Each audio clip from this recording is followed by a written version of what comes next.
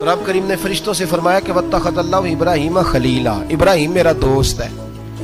तो फरिश्ते कहने लगे या अल्लाह जिसे इतना कुछ दिया जाए उसने दोस्त तो बनना ही होता है, तो नवाजा ही बड़ा है, इतना माल, इतने खेत खलियान, इतना कुछ। अल्लाह करीम ने फरमाया जाओ आजमाइश कर लो, इम्तिहान ले लो। फरिश्ता इम्तिहान लेने पहुंच गया।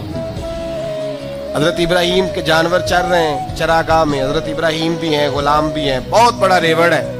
आप तशरीफ फरमाए। एक फरिश्ता आया तो खेत में छुप के बैठ गया और बुलंद आवाज से कहने लगा सुबहान अल्लाह वल्हम्दुलिल्लाह वला इलाहा इल्लल्लाह वल्लाह। ये तस्बीह बड़ी पसंद है, महबूब ने इनकी फजीलत बयान की। अब वो हजरत सैयदना इब्राहिम अलैहिस्सलाम खड़े थे तो वो खेत में बैठ के तस्बीह पढ़ने लगा सुबहान अल्लाह वल्हम्दुलिल्लाह वला इलाहा इल्लल्लाह। हजरत इब्राहिम कहने लगे ये मेरे रब का नाम कौन ले रहा है, बड़ी इसकी मीठी आवाज है, बड़ी कौन है। ढूंढने लगे, घूमते घूमते उसके पास चले गए। फरिश्ता इंसानी शक्ल में, तू मेरे रब का जिक्र कर रहा था? उसने कहा मैं ही कर रहा था। फरमाने लगे यार एक दफा फिर नहीं करता?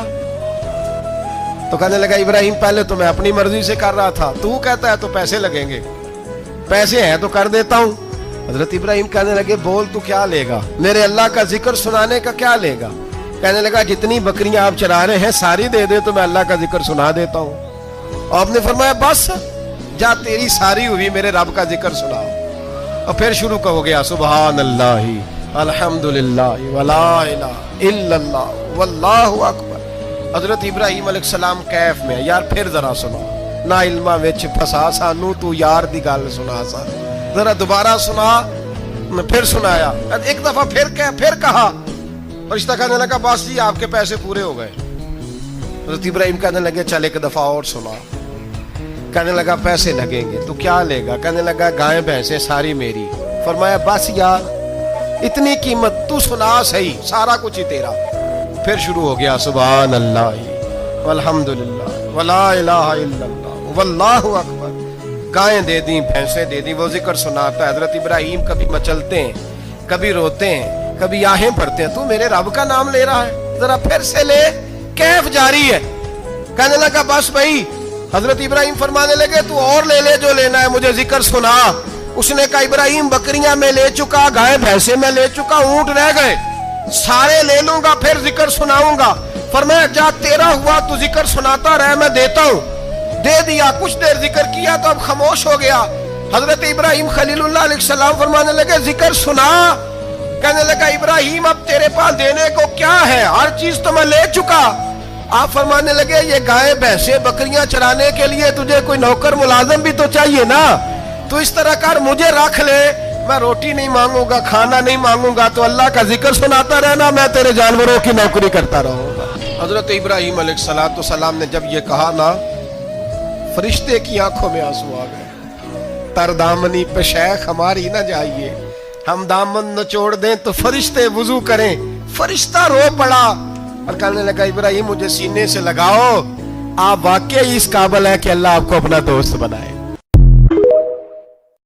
हुजूर अलैहिस्सलाम ने फरमाया शराब जो है ना ये नापाकी की जड़ है। फरमाया जिसने शराब को पिया 40 दिन तक अल्लाह उसकी इबादत कबूल नहीं फरमाएगा। और हुजूर अलैहिस्सलाम फरमाते हैं अगर कोई इस हाल में मरा कि उसके पेट में शराब थी तो वो जाहलियत की मौत मरा है।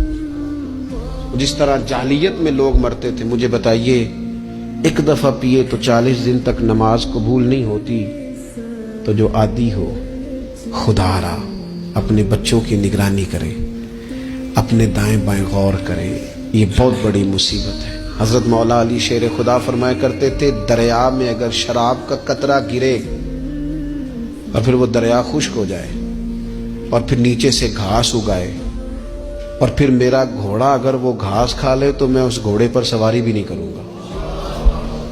इतनी ज्यादा ये नापाक है, पलीद है कि मैं उस घोड़े पर नहीं बैठूंगा।